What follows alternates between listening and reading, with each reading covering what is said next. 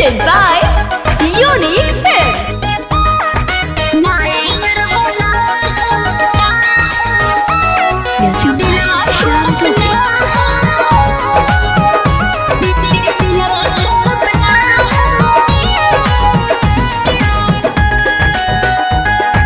Mix by Niju Nirmal. Phone नहीं हमरो उठावेलू, मिले नहीं हमारा से आवेलू हे जान।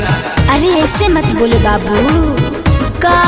फोन नहीं हमरो उठावेलू, मिले नहीं हमारा से आवेलू। ऐसे काहे करहता रू दिलवा तोड़बू का हो का हो। ऐसे काहे बोलता ना हो ना ये यरबू ना हो, दिलवा तोड़ब ना हो,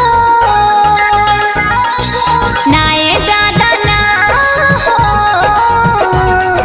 बहिया छोड़ब ना हो, ना ये यरबू ना हो, दिलवा तोड़ब ना हो।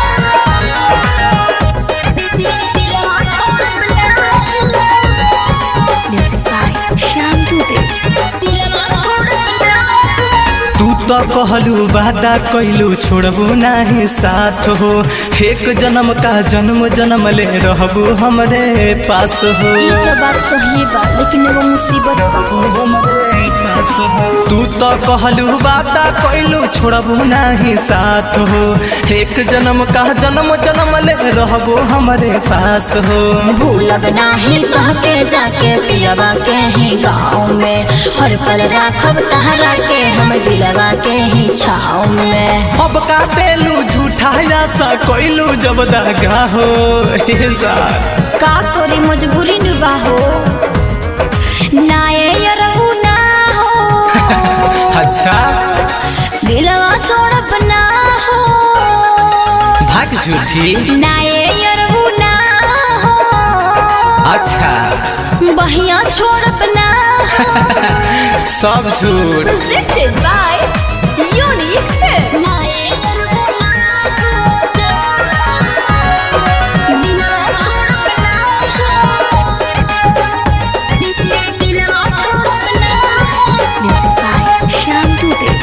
दिलवा तोड़ब ना हो। मिलते मरद दिहलू दर्द बथता लंग हो, तू तहिलई बुझा के ससुरा पीजा के पलंग हो।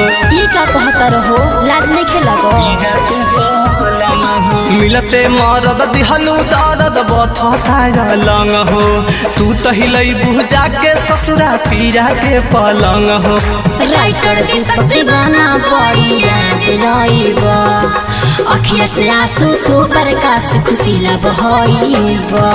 रह तू खुशहाल हरदम ससुरा बन भूला हो हे जान। सुना क्या बात है, ये ना बात है बाबू। ना ये रहू ना हो, दिलवा तोड़ब ना हो। अच्छा ना ये रहू ना हो, बहिया छोड़ब ना हो। भाग झूठी सच कहतनी। अरे पूरा इंडिया हिली बाबू, खाली तू देखत जा।